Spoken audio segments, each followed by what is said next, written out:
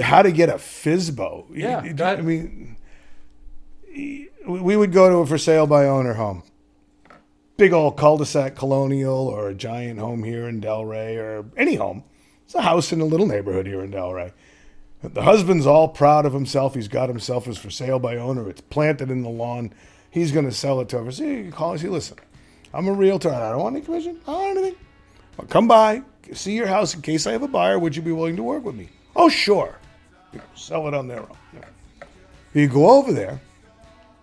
Please take me around your house. I want to see it. I want to make sure I understand it. If I have any questions, we'll talk afterwards, okay? See their whole house. While you're walking around with them, they're going to point out everything that's great about it.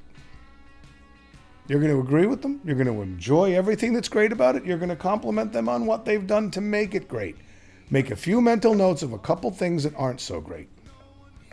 When you're done, you mention the couple things that maybe weren't so great, and then you ask a question. What question is that, you might say to yourself?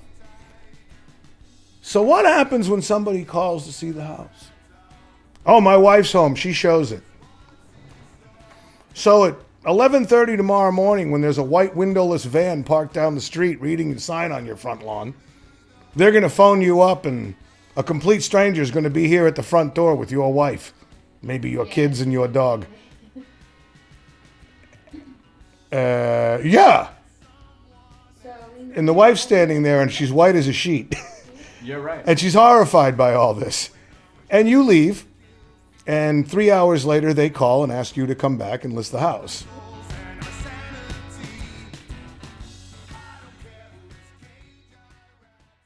Ladies and gentlemen, if you haven't guessed it, it has been 1 year since the last episode of Big Mistakes in Real Estate. 1 year, and we are back. I went on a hiatus to create my own artistic show, Back to the Bunker, which launches in October. I am super stoked about that, but I am back to doing this show, back to doing real estate full time, and one of the worst mistakes I've ever made was stopping this podcast.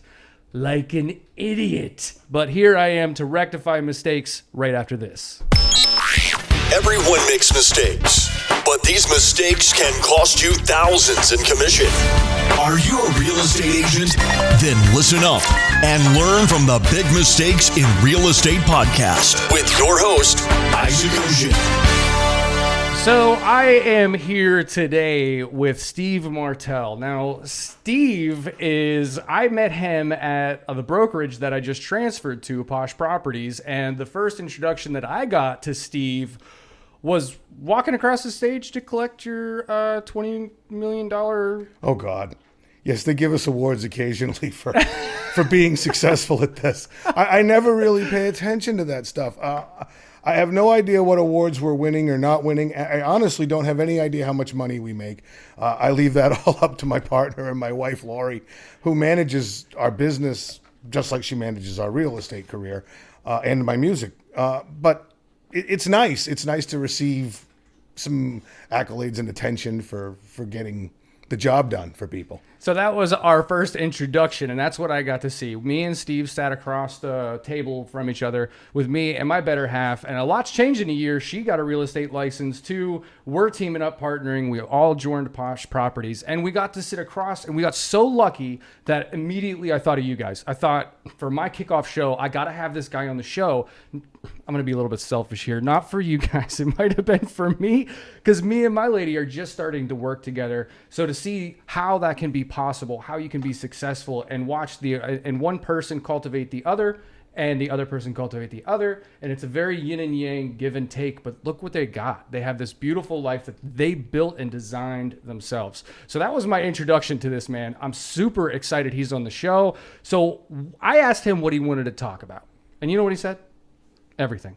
I want to talk about everything. I want to talk about the stories in real estate that he has had. And he's been, over 27 years now? 27 years in the business. So this man's got some really cool stories. So I've just got some highlight points, but I'm really going to let this guy be the star of the show here because his stories are enlightening, they're entertaining, and they'll give you the insight to what it's really like to be a real estate agent at a higher level and how it's not as complicated as you might think.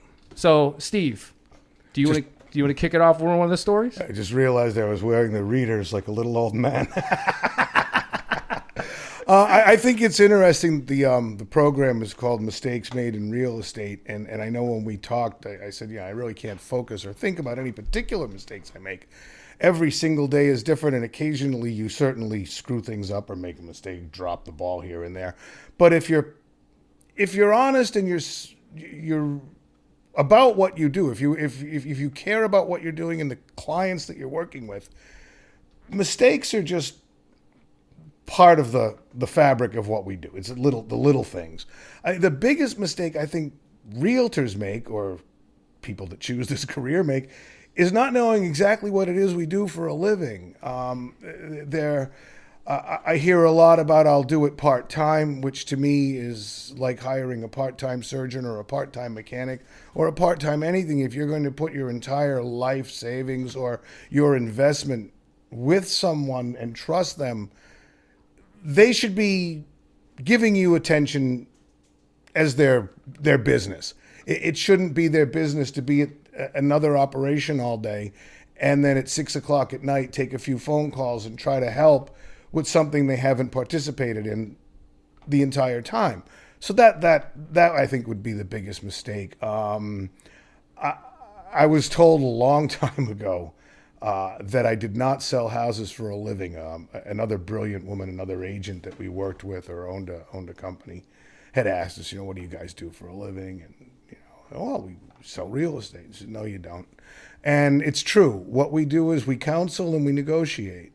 We're there to be your professional. And again, we're there to be your full-time professional that knows their business, knows the market, and hopefully knows what they're doing, and then to negotiate for you, either on your behalf as a buyer agent or a seller's agent, or in the case of Florida where we're transaction agents, we're still working to negotiate an honest and fair outcome for both parties. I want everybody to be really happy at the closing. My job for any buyer, whether I represent them or not, is to see that when they pull in the driveway at the end of the day, they're thrilled. They're happy to be home. For any seller, I want them to leave the closing feeling like they got something out of their investment. Sometimes it's not a complete windfall, and sometimes it really is. But either way, they should be pleased with what happened in the transaction. That makes sense? It really does. And I think one of the questions you posed this question, we were at dinner, and I had been listening to other podcasts and named Tom Ferry, who's a real estate coach, and is like, look, you're not showing kitchens. You're not showing and opening doors. That's not what you're supposed to be. You're supposed to be a real estate financial advisor coming from like a consultative approach and not this like, I'm a realtor. Let me open the door and do anything for you. And it's too much. But once you come to that, I'm not a door opener. I'm trying to guide you through all these mistakes that you can make and pitfalls with the most money you've ever had. And once I got that mentality and I started to understand that, man, the conversations literally changed that you have with other people. Yeah, well, they have to. I mean, that's, I guess, the other biggest mistake I see realtors make is they're not listening. You really need to listen to your client.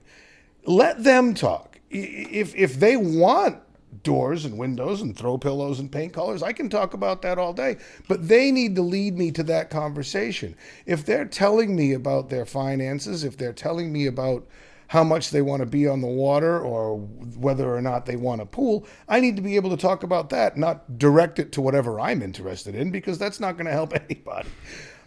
There's really no point. And I see a lot of that too, is people just, they get nervous, I think, or they think that they need to continue talking. It's like, no, stop, pay attention. Now, the new issue that comes off of that is instead of talking over the client the entire time, the new agent is the one on the phone.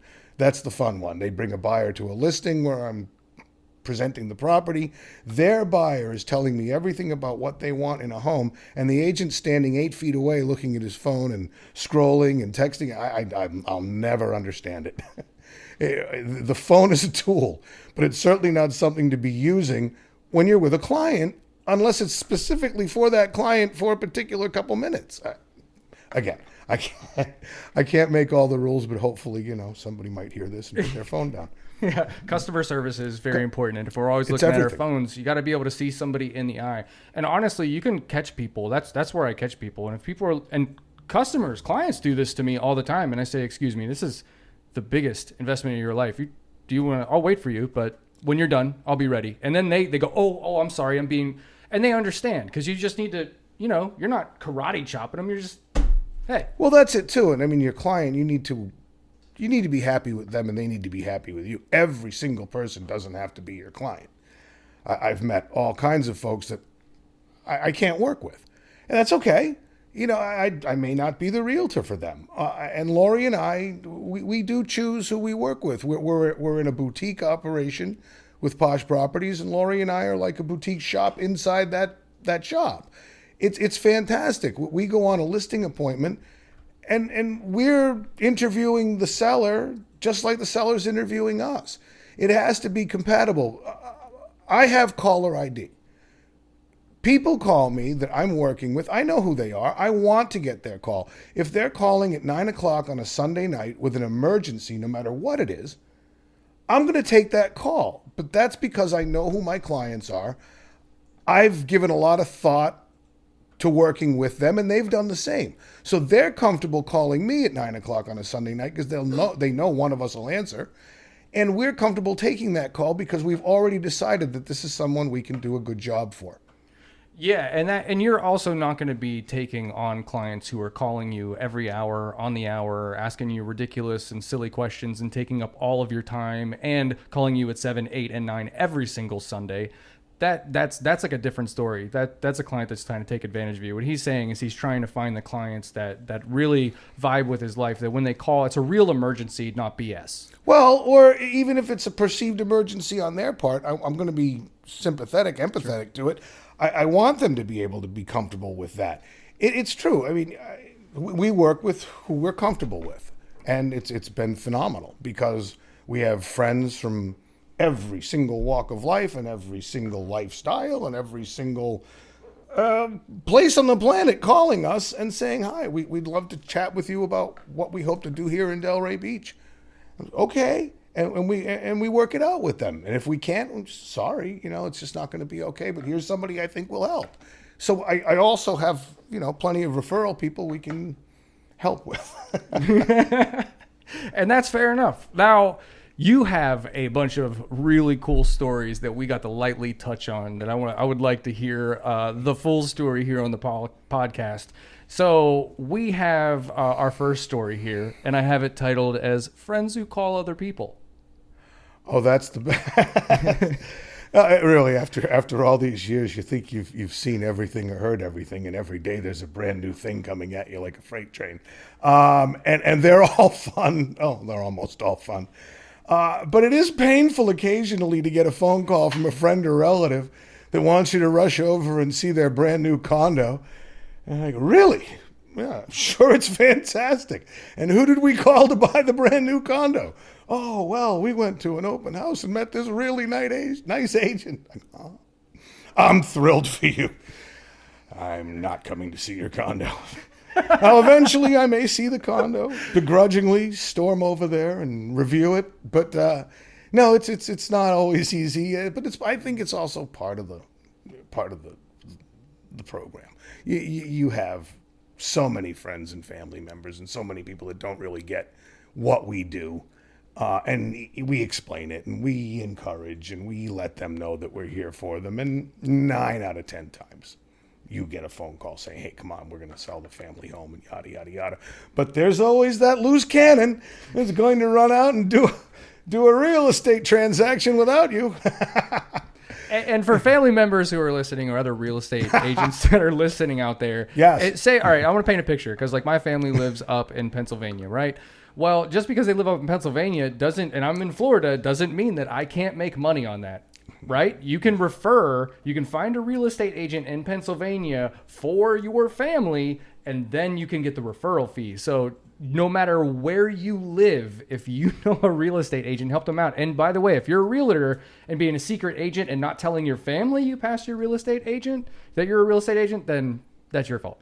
Well, yeah, it really is your sphere that you work with and you work for. It's family and friends and people that are just part of your everyday life. And that's why I want every realtor around me truly to be successful, because if they're successful in their sphere, doing a good job, their reputation builds, our reputation builds. We don't really cross each other unless you're working right next to somebody all day, every day, and that's their same family and friends. But for the most part, if we're all successful, it's a good thing. And if we're all working well within our sphere, it's a safe thing for everybody. Yeah, the family and friends thing is something else. It crosses now and again, but for the most part, you get the phone call. Yeah, that phone call's like going on a roller coaster, and you're like, oh, the pit of your stomach. No. Your referral point is excellent. It kind of brings me over to silly Facebook. I treat it like almost like a cocktail party with different rooms. And you just go from room to room and chat with people and try not to be terribly offensive or get in any trouble. But share what you're doing all day, every day, and which for us also includes the real estate. And we always manage to pull several $1,000s out of Facebook every couple of months from friends all over the planet saying, could you refer us to an agent here? Could you find us a property there? It's fantastic. It's just, you have to be delicate with it and not do the wrong thing, not be over the top, not be offensive in any way at any time. Fair, yeah, and that's Facebook. Everybody has their guard up as far as that's concerned. So now the next story, I hear about a jet ski story. Tell me about the jet ski story. We sold a really cool house on a lake in Massachusetts to this nice couple. They were the nicest kids. And they were all excited. They were getting their first home. They were getting their home on the lake. It was just the two of them and their dog, and they couldn't wait. And so everything was perfect. We did the home inspection. There were some things to fix. Everybody was ready for the closing. It was all set. They had a loan. And in their excitement, they ran out and bought a pair of jet skis on credit cards. It changed their entire financial write-up. It changed the loan. It changed everything. Their mortgage person called us and said, those really nice kids, they can't buy that house if they really want to keep those jet skis, and I'm not telling them. So Lori and I flipped a coin, and I called, and I explained to them that they had to turn the jet skis back in and apologize for their rushed purchase. They understood. They have the house. They love the house, and they bought jet skis a few months later as opposed to in front of the whole closing. So they almost lost literally a dream home because they wanted to buy some freaking jet skis and go out on a weekend to pre-celebrate, which ruins how many hundreds and thousands of deals every year. And it's true. And we had mentioned to them, you're getting a loan. Don't do anything. Don't make any big purchases. But they were young. They were excited. They thought, how much could this hurt? And they used a new credit card to buy a pair of jet skis. You really can't. When you get into the process, you have to maintain steady Eddie until the closing. That's exactly right. And if you don't, they will literally grab the loan from you. And then, and in that situation, because it's your fault, you would lose your escrow, yeah? And not that we're talking about law here. They but we're just they would have. They would have. Right. It would have been their fault because they changed the dynamic of their loan and they weren't able to follow through. But, again, because it had just happened, they were able to return them and get the credit back. So you literally justified the show's name as a big mistake in real estate. There it is. That was great. That's actually one of them. There are little things that happen. Now on to the next show. We're gonna touch on his next story, which is the haunted house, right after this. Are you learning? Good, because that's the point. But do me a favor.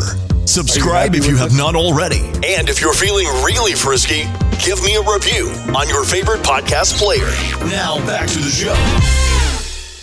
All right, everybody. We are back with the haunted house story coming from Steve Martel down here in Posh Properties representing Delray Beach. If you have a house a condo or anything for sale, or if you're moving to the area, Steve Martel is your man. So let me hear this story about the haunted house. It kind of goes along with just stories about everything. Another good friend, we'd worked with him on a number of purchases and sales, wanted to buy a home for himself and his new wife and their big old gorgeous golden retriever.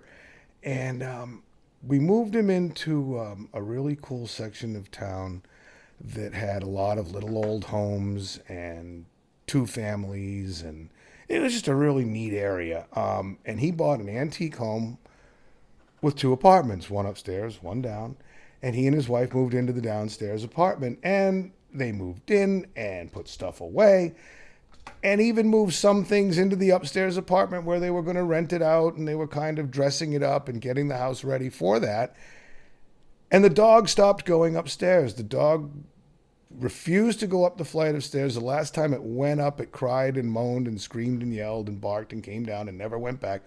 His wife told him within a couple of days of the dog refusing to go back upstairs that something up there touched her. And she was sure of it. And again, I know these people, these are pretty solid folks. They weren't making something up. Something frightened her, something touched her.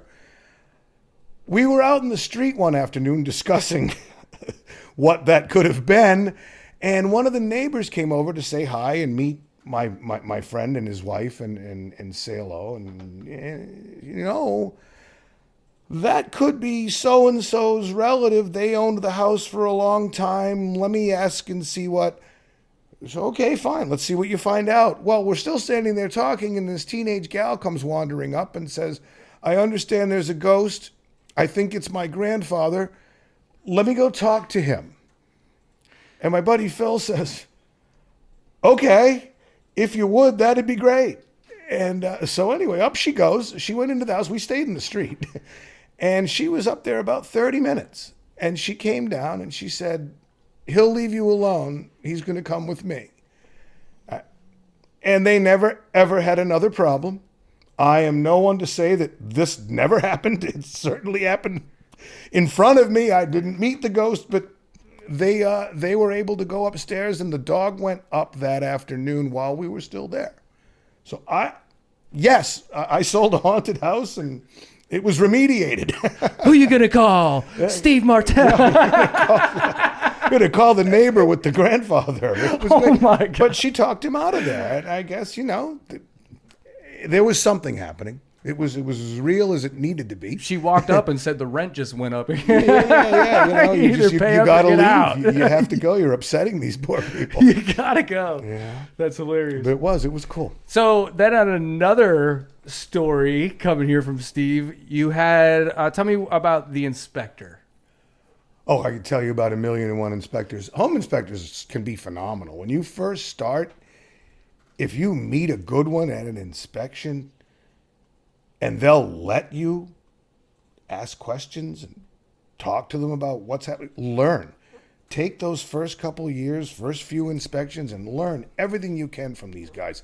Again, some of them are phenomenal.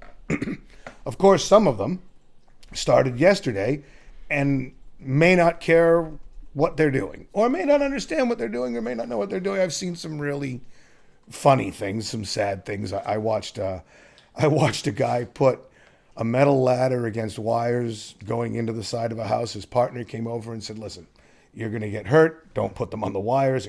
Please just move that ladder. And the partner went into the house to start his part of the inspection. This character took the ladder off the wires, put it on the bottom step of a porch going into the house to get up onto the porch roof, climbed to the top of the ladder. The ladder flew out off the bottom step. He landed on his face on a tar shingle roof, scraped his whole face, and as he fell off the roof, took the gutter with him. So that's when you grab the first guy that went into the house and say, listen, Did we pass? we all need to leave, and we're going to, look into somebody else. But I've also had inspectors with clients of mine at a home inspection walk into a home, walk around for 10 minutes, and come back and say, you know what, let's just go out on the lawn and talk because you really can't buy this home. And he didn't have to do that. He could have inspected it. He could have given him 1,000 reasons why it might have been an okay investment. He saw that it wasn't. And I hadn't seen it. I wouldn't have known it without a good inspector. So the relationships are fantastic. If you know these guys are out there, you can refer them without being pushy, because you must give several inspectors. You really should. But, have a couple in your pocket that you know are legitimate and top shelf. Again, it's great for your client and it's great for you. Now, a question for you, because I'm actually running in this, and I mean this is legit. This is a question specifically for me. But I went through, I called a bunch of title companies. I found my title company that I like. I called a bunch of, one that I specifically like, but I recommend 3 whenever I have my thing, because that's what my broker told me to do. So then I found my title company, found my loan officers who I like, 3, also recommend them. But can I do the same thing for an inspector? Because how do I? You have to have at least 3. How would I figure out who to recommend as an inspector? Am I just going on Google, call them up, meet them? What do I? I find mine when they're hired by a buyer brought to one of my listings. I look for someone that inspects one of my listings the way I'd want it inspected if I were purchasing it. I look for honesty and integrity and go from there. So all of the cards that I have in my pocket or numbers I have in my phone, every single one of them I met inspecting one of my own listings. That's really where I find them. Title companies, I look for somebody that has an attorney on site that's part of the program. I like to speak with an attorney. We use a few of them that have an attorney attached to them. When there's a problem, there's nothing like calling your lawyer. So the same thing with title. A lot of these title companies are just a couple of people with pens and paperwork, and that's fine if everything is smooth. But for example, in my neighborhood in Delray, it's an old lakeside neighborhood, and some of the lots are still drawn a little funky. There are still little mistakes at the town hall, little mistakes at the registry. And if an attorney comes across that stuff, they can make those things go away a lot easier than just a title person, who's probably going to refer you to an attorney, and then they're going to charge you. Whereas if the title company has the attorney attached already, those things are usually covered in the fee. So it's just common sense, but it's also to protect yourself. Again, I'm a realtor. I'm a really good realtor. I'm not an attorney. I'm not an inspector. There are limits, and you don't want to overstep those boundaries, because you want to do your best as what you do, and then let the other professionals do what they do. Right. My wife can read the contract as well as any attorney, but I didn't say that. But she can, and she's got a great mind for it, and she can see a red flag from 1,000 miles away, and she'll say something. But if it's beyond our scope, she'll also say, and let's call this attorney to confirm what I suspect. You want to know your business, but you don't want to do somebody else's business. I'm going to plead my ignorance right now, and this is why it's important to always educate yourself, and it's always important to talk to you. And I'm going to see, big mistakes in real estate happens to him, it happens to me, happens to you, it happens to everybody that's in here. And one of my mistakes was I didn't even know that was an option, and I'm not even going to be kidding. I was looking for exactly that, and I didn't know that they offered lawyers that could just easily and very quickly, I see you, boy, very quickly solve the problem. And that's exactly what they do. And by the way, my studio is in my house, so I have like my kids in school online right now, my ladies at work, everything's going on inside of here. So another thing that I wanted to talk about was, what about the people that come up here and go, I don't work with friends? I love that. Because it's business. Well, I solved that real quick. I'm no longer your friend, and you're welcome to hire me, but I probably won't take you on as a client now. Well, it's true. I mean, love it. I support our good friends. I have good friends in every business under the sun, and we support them all. Certainly the musicians that we hang around with, but other friends own chocolate shops. Other friends own restaurants and bars. Other friends, whatever they do, you support your friends if you know for sure that they're an honorable and trustworthy person. that does a good job at what they do, then I expect, that you'd be happy to call them. I don't think I'd treat anyone better than I'd treat family and friends, and I still treat all our clients that way, but you certainly would take care of them. And you hear that, oh, well, I won't work with a friend, it could ruin the friendship. Well, you're doing that right now, and on top of that, why on earth wouldn't that friend be your person at your back more so than anyone that you're going to go pull off the street? They're not going to do you any favors when push comes to shove. They're going to throw their hands in the air and say, well, you're on your own now. Whereas, we're going to dig in, make sure that whatever happens, you're going to be okay. That's just how I feel about it. I guess they tell you from day one not to take this personally. It's impossible. It's certainly why we only work with a few people. We take it all personally. We do our very, very best, and we put our heart out there and our mind out there and our soul out there for these people. And we want them to appreciate that, and we want them to understand that. And when they do, it's magic. If they don't, that's fine too. But again, clearly we're not friends. Exactly. Yeah, if you're not going to help me out, that's why we're friends. I'm trying to help you out. I want to see and have the best for your family, and I hope that you want the same for mine, because that's why we're supposed to be friends. That's kind of the idea. Yeah, I guess, and really help me out's the word. I'm not asking for a favor. I don't need a favor. I don't need anything. We're covering all this ground already. I'm here for you because we're really good at it. I'm here for you because I'm able to do it for all these other folks. So, I'm not begging for this business by any stretch. I'm giving you an opportunity to hire somebody outstanding that happens to be one of your friends. Now, I also want to pause this here for those people that just got their real estate license 5 minutes ago and they're like, but my mom, who owns a $3 million house, won't list with me. That's not what he's talking about. What he's talking about is he has the professional, he knows his stuff, he knows his paperwork, he has his systems, he knows the process. He's not a brand new agent walking in here with like $3 million houses. He earned where he's at. So remember, if you're brand new to real estate, people might not trust you right away, and you might need to earn it, and that's okay. Don't like cut your family out because they didn't list with you because you just got your real estate license. Fair? That's sage advice. Yeah, because I could see somebody doing that. Well, it's difficult. That when you first start, you've just opened a business, except your business is you. You know the basics of getting a home sold and things that you learned in class. But I would suggest to any new agent, spend as much time as you can in your office, especially if it's a busy office. Don't necessarily bother people with stuff, but listen to other conversations that are happening. You'll just hear stories of what's going on in their life that will open up everything to you. Oh, well, that's where that comes from. Oh, that's how that gets done. There's a lot of little pieces in play all the time.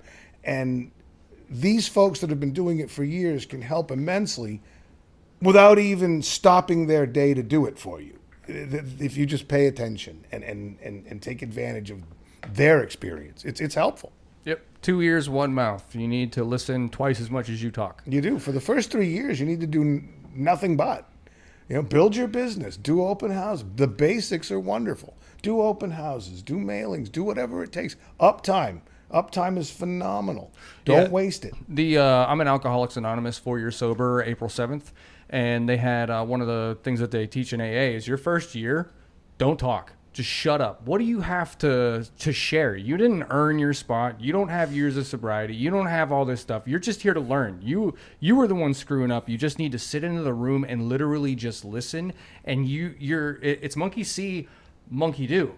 If you see somebody doing things that are productive and are going to make you money, monkey see, monkey do. Yeah, exactly. And the polar opposite of that are the folks that stand behind your desk while you're working, and they're asking you over and over again, where did you get this client? Where did you get that client?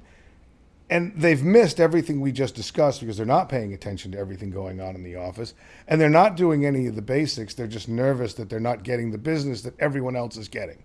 And they're focused on what they're not getting. And unfortunately, what they're not getting is everything. And eventually, they're not behind you anymore because they're off doing something else. That's called a new career. And that happens all the time, you know. It's a crazy business. Yeah. I think 1 in 5 or 1 in 7 realtors are still in business after 5 years. It seems like everybody with a heartbeat has a real estate license down here. Yes, they do, and that's not wrong. So I want to ask you one more question, and I know that's not on here, but because of your level of success, what separates you? And not to, I'm going to say something that could potentially be very insulting, and I don't want you to take it that way. You've got a scruffy beard. You've got long hair. You're wearing a tie-dye shirt.